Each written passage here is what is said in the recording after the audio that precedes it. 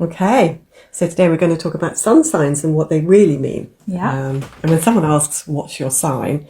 Well, they're really asking about your sun sign, aren't they? Mm-hmm. But here's the thing, the sun is so much more than the horoscope columns in magazines would have you believe. It's not just about personality traits or compatibility. Mm-hmm. Your sun, it represents your core identity, your life force, your vital energy, the part of you that's here to shine. Exactly, and that's what we're unpacking today. We're going back to the beginning, to the sun itself, exploring not just the 12 signs, but the spiritual and psychological depths of what the sun actually means in your chart. Because understanding your sun is understanding your soul's purpose in this lifetime. And we'll also touch on the history of sun signs, how they became so popular, and we'll talk about solar returns, that annual moment when the sun comes back to where it was when you were born, which is really exciting. I love solar returns. Yeah, me too. Plus we'll address that question that keeps coming up. What about this 13th sign that we hear every now and then in commercial astrology? Is Ophiuchus real? And should we be recalculating our charts? You don't need to panic about the 13th sign of Ophiuchus. We'll explain why. So settle in and let's talk about the sun, the centre of it all.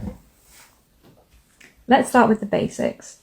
In astrology, the sun, your sun sign, represents your conscious self, your ego, your identity, and your sense of I am. It's the fuel that keeps you going, your vitality, your creative life force.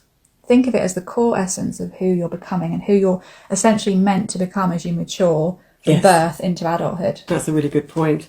The key is becoming, because your sun sign isn't something you're born fully expressing. No. It's not something we express the moment we're born. It's something you grow into over your lifetime. Yeah. When children, we know this, don't they? Often express their moon signs more naturally. Look at your children, Yvie. Absolutely. And myself as a child, I feel more connected to my moon sign then and more my sun now, actually. Yeah. It's a little bit different for me because my chart ruler, which we'll explain in another podcast, is my moon in Capricorn. So I guess I've always felt like an old person.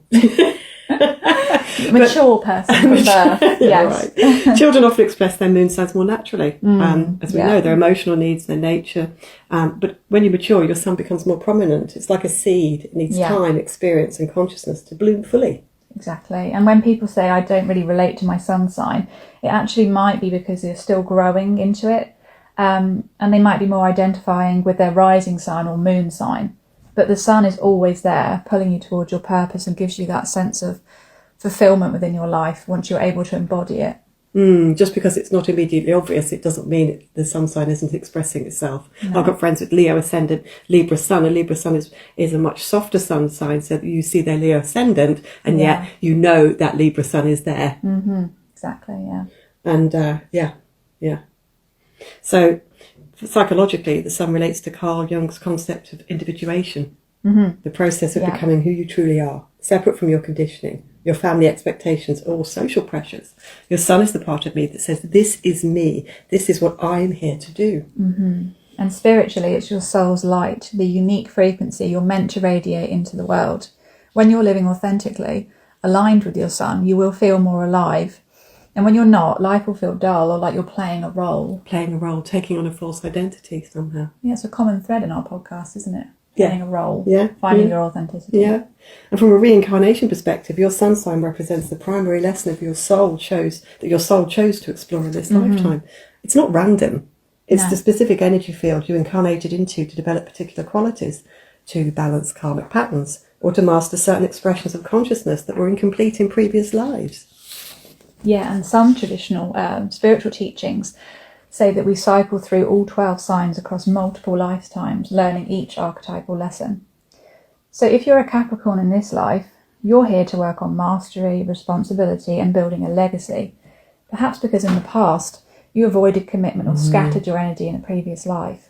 Your sun is showing you what your soul is ready to embody now. Let's go a bit deeper with this, because it's profound. In esoteric astrology, the more mystical aspects, the sun isn't just your personality. It's your higher self, your divine spark, the part of you that's eternal. Your moon might show your past life emotional patterns. Your rising sign shows the mask you wear in this incarnation. But your sun, that's your soul's intended direction.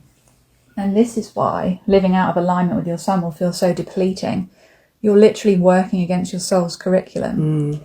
So when someone with a Leo sun constantly dims their light to please others, or a Scorpio sun avoids depth and transformation, they're resisting the very reason that they were incarnated. Yeah, and ancient wisdom traditions, particularly from Tibet and India, teach that the sun in your chart reveals your dharma, your sacred purpose. It's not about career necessarily, although that can be part of it. It's about the quality of consciousness you're meant to develop and to radiate.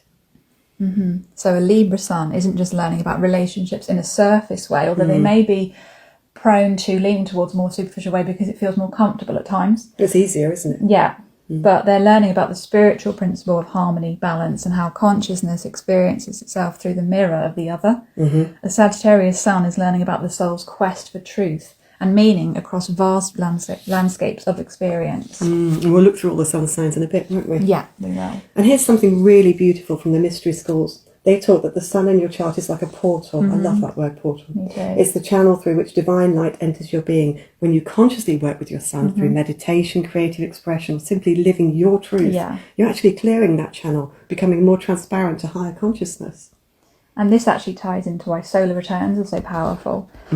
Every year when the sun returns to its natal position, you're getting essentially a cosmic reset, a chance to realign with the soul's purpose. It's like an annual opportunity to remember who you really are beneath all of the conditioning and remember what you came here to do. And here's something that might surprise you. For most of history, nobody cared about the sun signs. In fact, many traditions, it hardly mattered at all. Yeah, that's quite amazing in this day and age when there's so much weight on the sun sign. Yeah. And in Vedic astrology from India, they're all about the moon sign, known as the Rashi. That's what carries your karmic baggage from past lives. The sun's just showing you where you're headed this time around. But the moon, that's the emotional DNA, the one you walked in with. And they even get more specific with 27 lunar mansions called the nakshatras, each with its own deity and mythology. Interesting. There's so many different aspects, aren't there? There are. Chinese astrology doesn't even use the sun and moon the way we do. No. They've got the animals and elements. Some of you out there who are listening might know your Chinese sign. And they're tied to your year, month, day and hour. Most people only know their year animal. I'm a dragon. I think I'm a metal dragon. Are you? Okay. But it's actually your hour of birth that reveals who you really are inside. So that's another example of how astrology has been simplified for the mainstream. Yeah, absolutely. And we know how much deeper it goes. Even ancient Babylonian astrology, this all started around 2000 BCE, focused on moon phases and visible planets, tracking omens for kings. No personality profiles, no sun signs. No sun signs. And the Greeks and Romans honoured the sun, Apollo, Sol Invictus. But even they looked at your whole chart. Medieval monks practiced astrology for centuries. Islamic scholars from 800 to 1400 CE developed mathematical techniques, and we still use those today, including some of the house systems, Placidus, for example. And none of them are writing sun sign horoscopes. And here's something really fascinating. We're kind of going slightly off topic here, but I'm really interested in this aspect of astrology. Something fascinating about reincarnation in Western religion. Early Christianity actually included reincarnation and astrology teachings. In 553 CE, the Second Council of Constantinople condemned the work of Origen, an early Christian theologian, who taught about soul cycling through multiple lifetimes towards spiritual perfection. Emperor Justinian pushed this through. He wanted to remove it, partly because the idea of multiple chances undermined the church authority. If you have many lifetimes to get it right, then you don't need the church. Exactly. And some scholars believe certain biblical passages that hint at reincarnation, like John the Baptist being Elijah returned, or you must be born again, were reinterpreted after this point. The Gnostic text found at Nag Hammadi in 1945, like the Gospel of Thomas, show that mystical Christianity once held much broader views about the soul's journey than what survived into the Orthodox doctrine. The point is, for thousands of years across every culture, astrology was holistic. The sun was one voice in a cosmic choir and not a solo act. So why does everybody today only know their sun sign? That's actually a very recent phenomenon. It has more to do with newspapers and marketing than ancient wisdom, doesn't it? Yeah, exactly. In 1930, a British astrologer named R.H. Naylor wrote a horoscope column for the Sunday Express after Princess Margaret's birth. It was a huge hit, and then suddenly everyone wanted horoscopes. But in traditional Western astrology, going back to the Greeks, the rising sign or ascendant, the horoscopos, was considered most important. It showed your life path, your physical body, your vitality, and it still does now. It does. When we look at charts. The great astrologers Ptolemy, Bettius Valens, William Lilly would never have reduced somebody's chart to just their sun sign. But to write horoscopes for the masses, I suppose astrologers needed something simple. Something they can calculate and people know. Yeah. And they couldn't ask everyone for an exact time because that would take a while. Yeah. So they used the sun sign, the one thing everyone could just know from their birth date. Yeah, which is brilliant for bringing astrology to the mainstream. Yeah. But it's kind of flattened the richness of the practice. It's like trying to understand a symphony by listening to any one instrument. Yeah, and so when people say astrology is nonsense because not all Leos are the same, they're absolutely right. No two charts are the same, even if they share the same sun sign or even moon sign. Or even the same birth date and time, because it's the progress of the soul and how you choose to use your chart also. Yeah. And there's nothing wrong with sun sign astrology as an entry point. But what you read in a magazine horoscope is to real astrology, I guess, what a fortune cookie is to Chinese philosophy. Yeah. Entertaining, sometimes insightful, but nowhere near the actual depth of the tradition. Surface level. The beautiful thing is we can honour all these approaches. Your sun sign matters, absolutely. But so does your moon sign, your rising sign, your Venus, your Saturn, and so I could go on. Depending on which tradition you follow, Western, Vedic, Chinese, different parts of your chart gets emphasised. Yeah.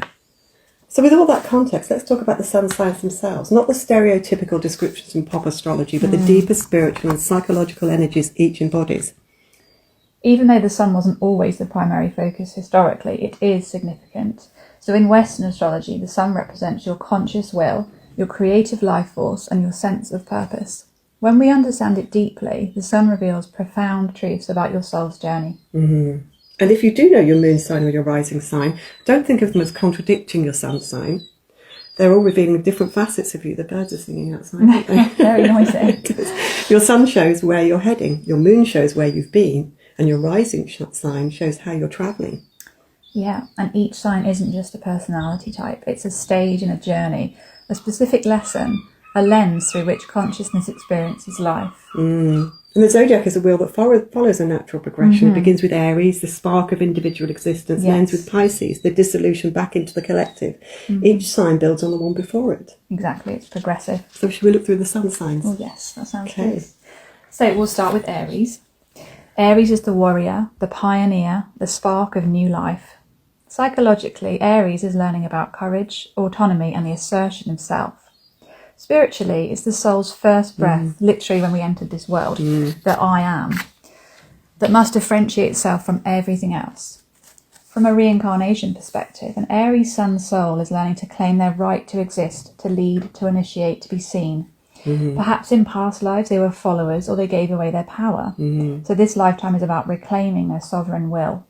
It's interesting because if they were Pisces in the last lifetime, they went through dissolution, connecting with the collective. Exactly. Some teachings would believe you were the previous sign and now you're moving on. Yeah, we touched on before. Yeah. And Aries energy is instinctive and direct, isn't it? It doesn't overthink it acts. Depends on the rest of the chart there as well. It does. But the lesson here for Aries is about healthy aggression, not violence, but the willingness to fight for what you believe in, to take up space, to initiate. Spiritually, Aries connects to the warrior archetype in its purest form, the spiritual warrior who fights for truth, for justice, for the awakening of consciousness itself.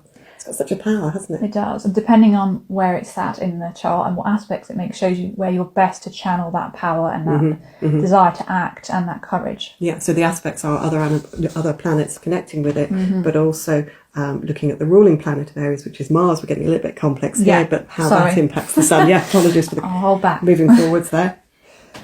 So yeah, Taurus, so that follows Aries. And Taurus says, now that I exist, I need to ground myself. Yes. Taurus is about embodiment, stability, and the physical senses. Taurus teaches us to value ourselves, to create security, and to find pleasure in the material world. A real connection there, isn't it?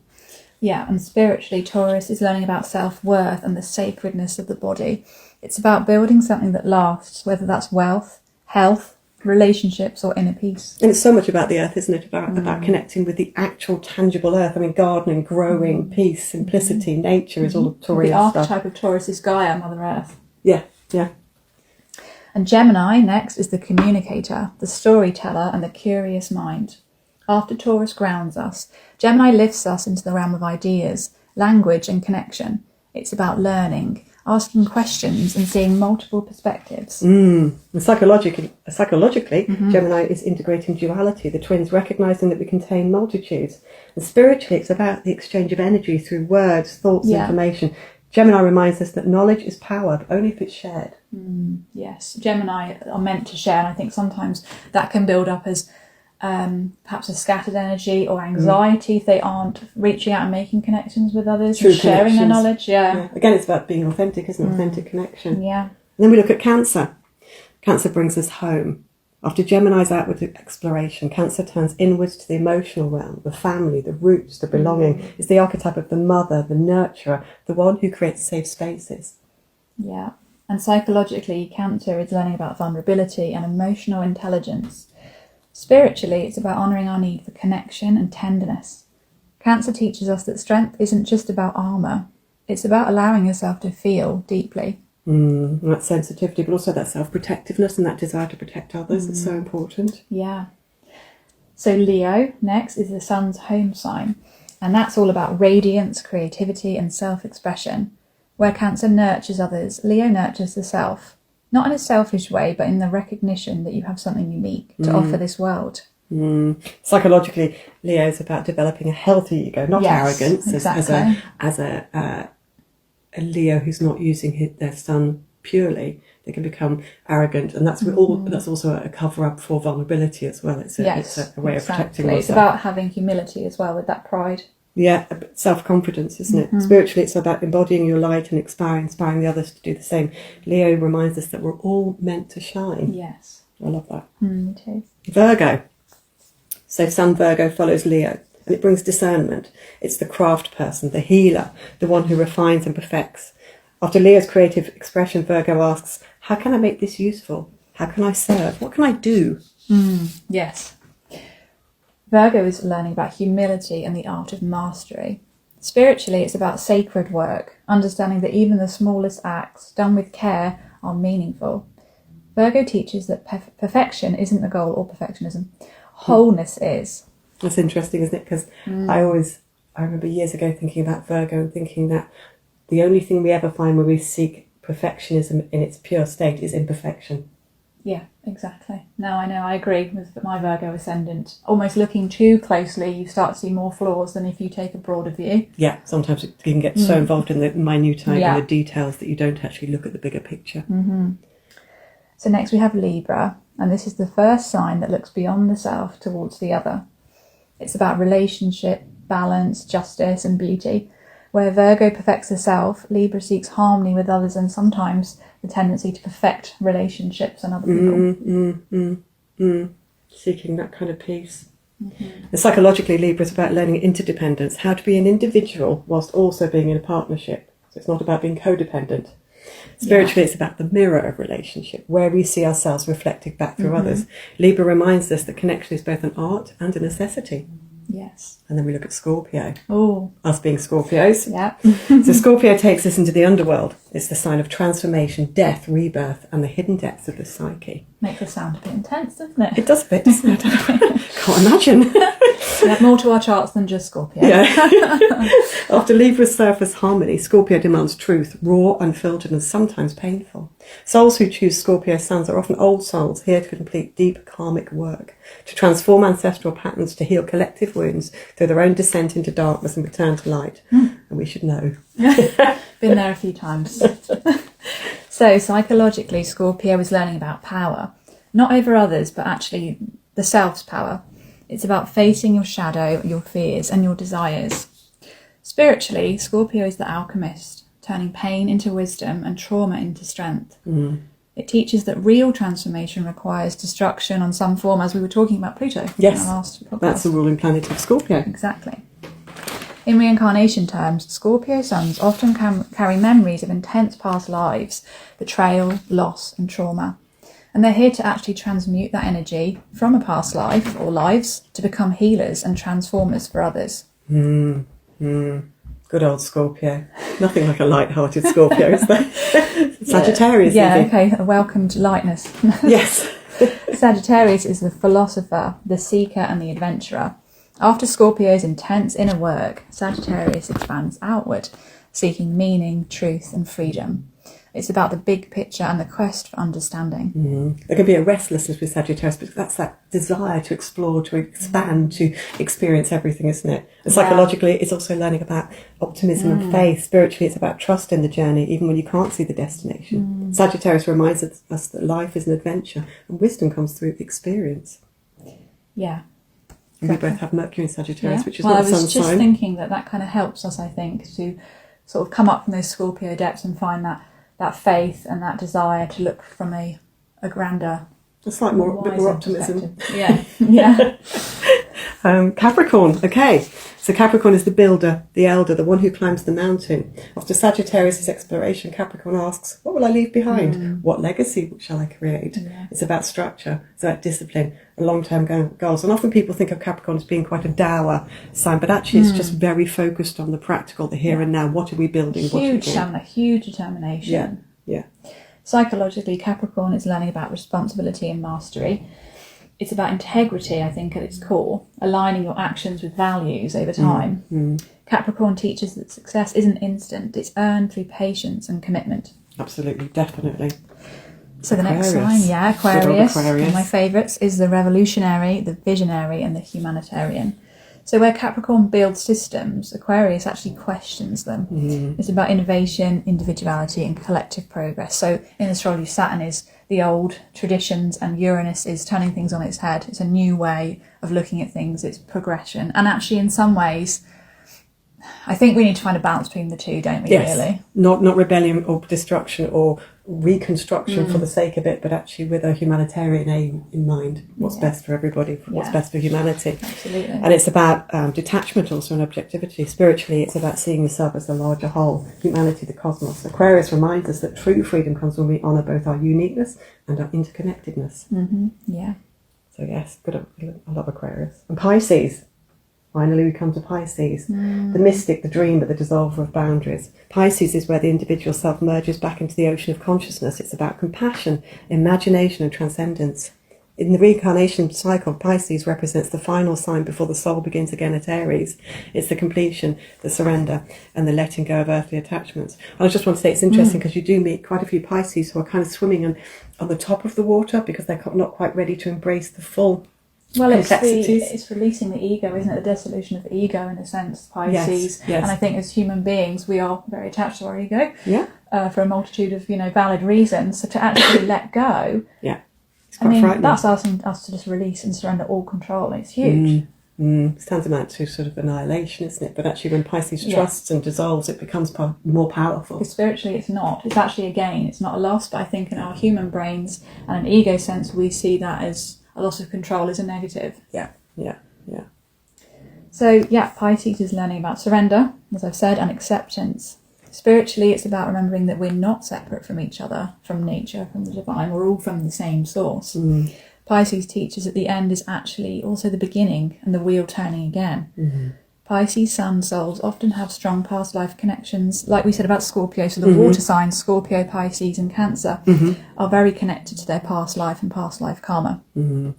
They're also connected to mystical traditions, healing practices or sacred arts. They may be very drawn to these. They're here to channel divine love and remind humanity of our innate spiritual nature. Gosh, that's all the sun signs. And that's it. And what are we going to talk about next? Solar returns? Yeah. Should we do that? Yeah. Perfect. Okay, so let's talk about something really special. Your solar return. So you have a birth chart, and that's a photograph, if you like, a blueprint of the moment that you were born. Every year, on or about your birthday, the sun returns to the exact degree it was at when you were born. That moment marks your personal new year, and astrologers cast a chart for that exact moment to understand the themes and energies of the year ahead. Yeah, so your solar return chart is like a preview of your upcoming year.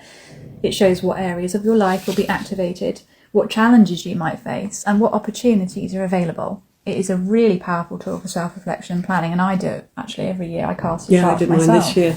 Yeah. You can do yours tomorrow. It's your birthday tomorrow. I can. Yeah. I've actually already looked. Couldn't help myself. But let's look at the spiritual significance of this. In ancient traditions, the solar return was seen as a sacred moment of rebirth. So every birthday or around our birthday, we have a chance to redo things. Soul rebirth. The sun completing its journey around your chart and returning back to its starting point mirrors the soul's journey through experience and back to source. It's a mini death and rebirth cycle that happens every year. And in many spiritual practices, the days leading up to your birthday, particularly 3 days before and 3 days after, are considered a thin time, where the veil between worlds is thinner, and when you're more connected to your higher self and can receive guidance about your soul's direction for the coming year. And what's beautiful about solar returns is they remind us that life moves in cycles. Each year you get a chance to reset, to recommit to your path, to integrate what you've learned and set new intentions. And from a karmic perspective, your solar return shows what specific lessons from your son's curriculum will be emphasised at this particular year and time of your life. Yes, yeah, really powerful. And it's why birthdays often feel so significant. Even if you don't know astrology, you can sense an energetic shift. It's a threshold, a doorway into the next chapter. Some traditions recommend spending your actual solar return moment down to the minute in meditation or ceremony, consciously setting your intention for the year ahead. Yeah, I like that. It's really good. Yeah, I might try that this year. So, shall we have a look at this 13th sign, the Ophiuchus? The one that's hard to pronounce, yes. Let's have a look. Okay, so yeah, let's address the elephant in the room, Ophiuchus, or should I say the serpent bearer. Every few years, the internet explodes with articles claiming there's a 13th zodiac sign called Ophiuchus, and suddenly everyone's worried that their whole chart is wrong. Yeah, and let's clear this up for once and all. Your chart is fine. You don't need to change your sign. No. So here's what's happening. Ophiuchus is a real constellation. It sits near Scorpio and Sagittarius in the night sky. And yes, the sun does pass through it for a few weeks each year, doesn't it? But here's the thing, Western astrology doesn't use the actual constellations in the sky, it uses the tropical zodiac, which is based on the Earth's relationship to the sun and the seasons, not the stars. Exactly. The tropical zodiac is tied to the equinoxes and solstices. Aries begins at the spring equinox, Cancer at the summer solstice, Libra at the autumn equinox, and Capricorn at the winter solstice. It's a seasonal Earth-based system, not a star-based one. Yeah, absolutely. And there's another system called the sidereal zodiac, which does align with the actual constellations and is used primarily in Vedic astrology. In that system, the signs are slightly different because they account for something called precession of the equinoxes. Yes. The slow wobble of the Earth's axis through the universe. But Western astrology has been tropical for over 2,000 years. It's not a mistake or an oversight. It's a deliberate choice based on how the system works. So when people say Ophiuchus changes everything, they're actually mixing up two completely different systems. And for what it's worth, even sidereal astrology doesn't use it as a sign. The 12 signs are archetypal, symbolic divisions of the 360-degree circus. Ophiuchus is a constellation, not a zodiac sign. They're different things. So if you're an Aries, you're still an Aries. If you're a Pisces, you're still a Pisces. Your chart hasn't changed, and the system is working exactly as it was designed to 2,000 years ago. And it's working quite well so far. It's lasting. Test of time. Yeah. So, okay, so how do we actually work with our sun, Yvie? How do you live it consciously rather than just reading about it? How can the listeners make use of this information? Yeah. So first, knowing your sun sign, obviously. But then go deeper and ask yourself, am I living in alignment with this energy? Am I expressing my creativity, my vitality? Do I feel purposeful? Because your sun wants to shine, it wants to be seen, to create, to contribute. When you suppress it, when you live for others' expectations or hide who you really are, you dim your light. And that's when life starts to feel exhausting or meaningless. And on the flip side, if you over-identify with the sun, or if your ego is running the show, you could come across as arrogant or self-centered. So the key is balance, honouring your sun, but don't let it eclipse everything else in your chart. The other placements also need nourishment and connection. Yes, because your sun is just one part of you, but you're also your moon, your rising sun, your Venus, your Mars, and all the other planets. You're the whole chart, but your sun is your guiding star, the light that helps you navigate. I always think it's like a conductor of an orchestra. It's so important. Yes, so every player counts, don't they, as a team? Yeah. The sun in astrology is more than a sign or a symbol. It's the life force, purpose, and your unique contribution to the world. So if you don't know what your purpose is, it is really helpful to look to your sun sign and connect with those characteristics and see what resonates. Understanding how to be. Yeah, and understanding your sun is understanding the essence of who you're here to become. It's your destiny. And whether you're a fiery Aries learning to lead, a grounded Taurus learning to value yourself, or a mystical Pisces learning to trust the unseen, your sun is always there, calling you towards your fullest expression. Yeah. And if you want to dive deeper into your own chart, message us with your date, time, year, and place of birth. We'd love to help you understand not just your sun, but your whole cosmic blueprint.